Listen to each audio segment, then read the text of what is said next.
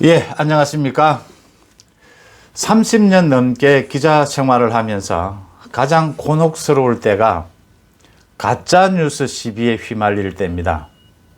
여기서 제가 말하는 가짜뉴스는 제가 철저하게 사실 확인을 다 못했거나 잘 모르고 쓴 기사, 그래서 오보가 된 기사가 아니고, 제가 그게 오보라는 걸 알면서도 어떤 의도를 갖고 누군가를 비호하거나 누군가를 공격하기 위해서 오보를 한 경우, 이 가짜 뉴스를 그 시비에 제가 휘말렸을 때도 곤혹스럽고, 또 다른 동료 기자들이 휘말려 있는 모습을 보는 것도 민망하고 힘듭니다.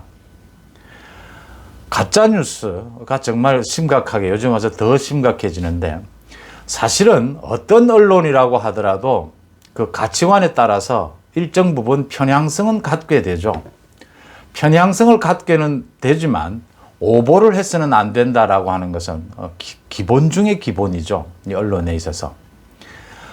누군가 정권을, 회사를, 또 한 개인을 비호해 주거나 공격하기 위해서 언론이 쓸 수 있는 방법은 수도 없이 많습니다. 소위 기술적인 방법들요. 뭐 작은 기사를 크게 키우거나 의도적으로 어떤 사실을 편집하지 않고 누락시키거나, 또 영상이나 사진을 활용하거나, 또 뭐 인터뷰를 활용하거나, 직간접적으로 굉장히 많은 기술적인 방법들을 갖고 있습니다. 제가 말씀드리고자 하는 것은 뭐 많은 것들이 어느 선까지 도대체 언론에서 용서받을 수 있고 어느 선까지 공정한 언론이 아니냐라는 그 기준을 어디에 둬야 할지는 또 뭐 개인마다 다를 수 있습니다. 그러나 한 가지 분명한 것은 오보라고 하는 사실을, 잘못됐다라고 하는 사실을 알면서 그 오보를 의도를 갖고 했을 경우 그것은 절대로 용서받을 수 없다는 겁니다. 그것은 안 된다는 겁니다. 한겨레 신문이 지금 시끄럽습니다. 젊은 기자들이 40명이 성명서를 내고 간부진의 책임을 묻고 나섰습니다. 내용은 이용구 법무부 차관이 그 술에 취해서 택시기사를 폭행한 그 사건과 관련했습니다. 그 사건에서 핵심은, 지금은 그 핵심이 블랙박스를 보고도 경찰이 사건을 봐주기 수사를 했다, 덮었다가 핵심으로 와 있지만, 그 사건 내용은 도대체 이게 특가법 적용 대상인데 어떻게 해서 단순 폭행으로 해서 봐줬느냐라는 부분이거든요. 특가법이라고 하는 것은 그 자동차가 운행 중에 또는 정지했다 하더라도 운행 중으로 볼 만한 내용이 있을 경우에 특가법에 적용이 된다. 그때 운전기사를 폭행한 것은 특가법이다라는 것이죠. 이것과 관련해서 한겨레 신문에서 얼마 전에 이게 특가법 대상이 아니다, 정지된 상태이기 때문에 특가법 대상이 아니다라는 보도가 있었습니다. 그 보도가 이용구하고도 가깝고 추미애 라인의 어떤 검사가 그런 내용을 한겨레 쪽에 자료를 줬고, 그 자료에 문제가 있다는 걸 알면서도 철저하게 확인하거나 분석하지 않고 그대로 내보냈다라는 겁니다. 권력과 언론의 유착이 아니냐. 이 젊은 기자들이 그래서 성명서를 내고 너무나 부끄럽다. 성명서 내용은 깁니다.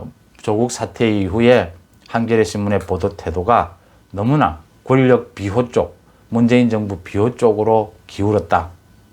이걸 각성해야 한다. 이런 차원에서 성명서를 냈고, 사회부장이 어제 보직 사퇴를 했다고 합니다. 이 사회부장만 책임을 져서 될 문제인지, 위에 국장들은 책임을 안 지는 건지 모르겠지만, 어쨌든 언론사 내부에 이 가짜뉴스에 휩쓸린 것을 지켜보면 참 곤혹스럽습니다. 왜 이런 일이 벌어졌느냐? 말 그대로 권력과 지금 언론이 결탁이 된 거죠. 언론에서 이 사실을 몰랐던 게 아니죠. 이건 법조 기자 출입 얼마 하지 않아도 충분히 아는 내용이고, 아무에게나, 아무 검사나 아무 변호사에게나 전화를 해보면 금방 확인이 되는 부분이죠. 차가 시동이 걸린 상태로 서 있는 상태에서, 지금 이번에는 시동이 걸리가 서 있는 상태도 아니고 브레이크를 밟고 있는 상태였는데, 이 특가법이냐 아니냐라는 부분은 최소한 이건 논란거리일 수도 있는 부분인데, 그것을 단정적으로 보도를 했다라고 하는 것은 누구나 그 저희를 의심할 수 있는 대목이죠. 이 부분에 대해서 이렇게 논란이 되는 것을 보면서 최근 들어서 진영 간에 우리 사회가 완전히 나뉘어 있는 데 따라서 언론도 나뉘어 있고, 또 특히 최근 들어서 현상이 조국 사태 이후에 문재인 정권의 실정, 그 실정을 막아서는 윤석열 검찰의 수사, 권력형 비리에 대한 수사가 맞부딪히게 되면서 이런 진영 간 가짜 뉴스가 더 판을 치고 있다, 그렇게 보입니다. 지금 뭐 레가시 언론, 전통적인 방송, 신문, 언론뿐 아니고 SNS, 유튜브 등을 비롯한 SNS에서도 아주 심각한 상태로 이 가짜 뉴스가 사회를 정말 어지럽히고 있다. 이 가짜 뉴스가 가장 심각한 것이 어떤 의도를 갖고 이게 오보인 줄 알면서 그걸 보도를 하는 거거든요. 그래서 선전선동이 되고 이게 허위사실 유포가 되는 거고, 이게 의도적인 명예훼손이 되는 것이죠. 그러면 이런 한겨레 신문만 지금 가짜 뉴스를 했느냐? 아니죠.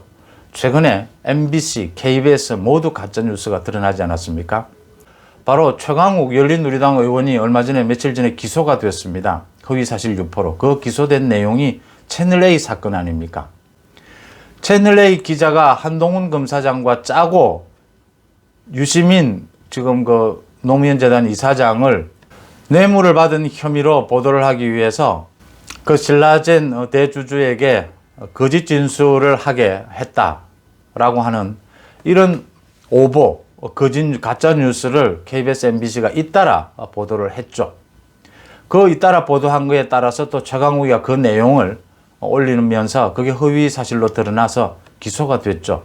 이게 검찰과 언론의 유착이다, 이렇게 문재인 정부에서 몰아세웠는데 나중에 알고 보니까 권력과 언론이 유착한 것이었죠. 이번 한겨레의 경우처럼 모두 오보였고 의도된 가짜 뉴스였다는 거죠. 오히려 최강욱, 유시민 이렇게 권력 쪽에서 이것을 기획하고 가짜 뉴스를 만들고 그쪽에서 오히려 공모해서 지금 이런 사태를 만들었다는 게 다 드러났지 않습니까?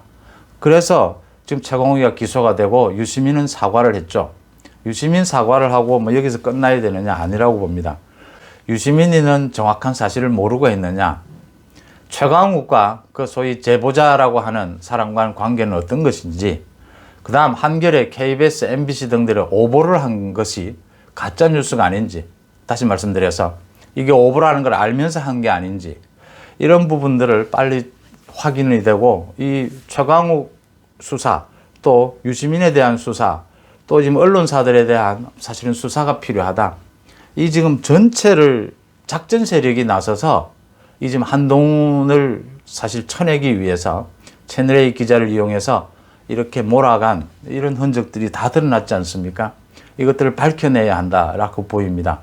제가 생각하기에는 이 당시의 언론사, KBS, MBC, 한겨레, 유시민, 최강욱 모두 본인들이 스스로 작전 세력이었던 그 제보를 했다는 그 지모 씨를 비롯해서, 아니면 최소한 이게 작전에 의해서 이게 기획된 오보다라는 것을 알고도 보도를 했거나 허위사실 유포를 했거나 자기 방송, 유튜브 방송에서 주장을 한 겁니다. 이 언론사나 기자들이 어떤 제보가 들어올 경우에 반대편 쪽을 통해서 철저하게 확인을 합니다. 확인을 해서 이게 팩트다라고 확신이 서지 않은 상황에서는 거의 보도를 하지 않습니다. 왜냐하면 제보라는 것은요, 지금 권력과 언론의 유착이든 뭐 검사와 언론의 유착이든 제보를 하는 사람은 좋은 뜻이든 나쁜 뜻이든 모두 어떤 의도를 갖고 있거든요. 그 부분이 검증되지 않는 상태에서 보도를 하는 것은 그것은 좀 있을 수 없는 일이고, 보도를 했다면 그 의도를 알고 자신들 언론사도 어떤 의도를 갖고 보도를 했다, 이렇게 보는 게 상식적입니다.